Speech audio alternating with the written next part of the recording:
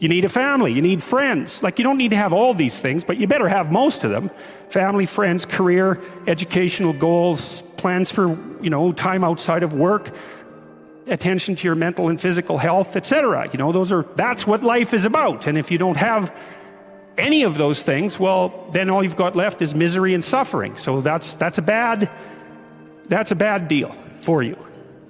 So, number one, specify your damn goals, because how are you going to hit something if you don't know what it is? That isn't going to happen.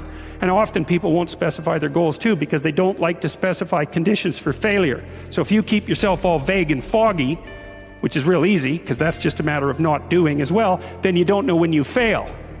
And people might say, well, I really don't want to know when I fail because that's painful. So I'll keep myself blind about when I fail. That's fine, except you'll fail all the time then. You just won't know it until you've failed so badly that you're done. And that can easily happen by the time you're 40. So I would recommend that you don't let that happen. So that's willful blindness, right? You could have known, but you chose not to. Okay, so once you get your goal structure set up, you think, okay, if I could have this life, it looks like that might be worth living, despite the fact that it's going to be, anxiety provoking and threatening, and there's going to be some suffering and loss involved and all of that. Obviously, the goal is to have a vision for your life such that, all things considered, that justifies your effort. Okay, so then what do you do?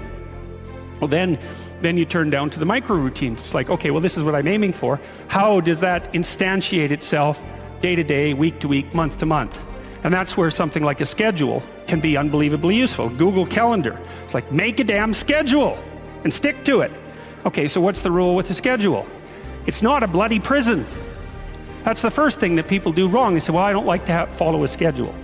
It's like, well, what kind of schedule are you setting up? Well, I have to do this, then I have to do this, then I have to do this, and then I just go play video games, because who wants to do all these things that I have to do? It's like, wrong. Set the damn schedule up so that you have the day you want. That's the trick. It's like, okay, I've got tomorrow. If I was going to set it up so it was the best possible day I could have, practically speaking, what would it look like? Well, then you schedule that. And obviously there's a bit of responsibility that's going to go along with that, because if you have any sense, one of the things that you're going to insist upon is that at the end of the day, you're not in worse shape than you were than at the beginning of the day, right? Because that's a stupid day. If you have a bunch of those in a row, you just dig yourself a hole and then you bury yourself in it. It's like, sorry, that's just not a good strategy. It's a bad strategy. So maybe 20% of your day has to be responsibility and obligation, or maybe it's more than that, depending on how far behind you are. But even that, you can ask yourself, okay, well, I've got these responsibilities. I have to schedule the damn things in. What's the right ratio of responsibility to reward? And you can ask yourself that, just like you'd negotiate with someone who is working for you. So I want you to work tomorrow. And you might say, okay, well, what are you going to do for me that makes it likely that I'll work for you? Well, you could ask yourself that, So maybe you do an hour of responsibility and then you play a video game for 15 minutes. I don't know, whatever turns your crank, man. But, you have to negotiate with yourself and not tyrannize yourself. Like you're negotiating with someone that you care for, that you would like to be productive and have a good life. And that's how you make the schedule. It's like, and then you look at the day and you think, well, if I had that day, that'd be good. Great. And you're useless and horrible, so you'll probably only hit it with about 70% accuracy, but that beats the hell out of 0, right? And if you hit it even with 50% accuracy, another rule is, well, aim for 51% the next week, or 50.5% for God's sake, because you're going to hit that position where things start to loop back positively and spiral you upward. So that's one way that you can work on your conscientiousness, is to plan a life you'd like to have.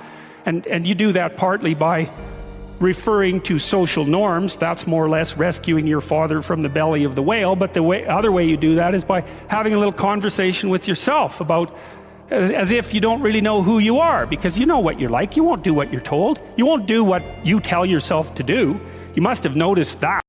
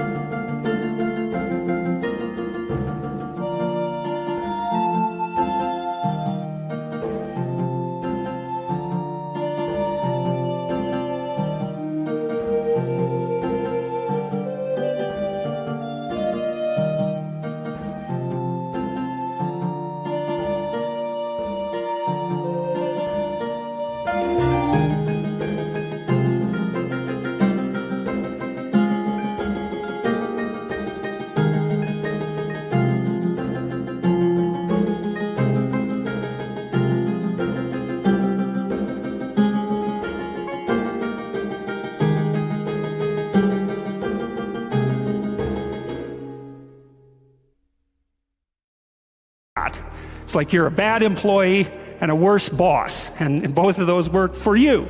You don't know what you want to do, and then when you tell yourself what to do, you don't do it anyways. But, you know, my point is that you have to understand that you're not your own servant, so to speak. You're someone that you have to negotiate with. And you're someone that you want to present the opportunity of having a good life to. And that's hard for people because they don't like themselves very much.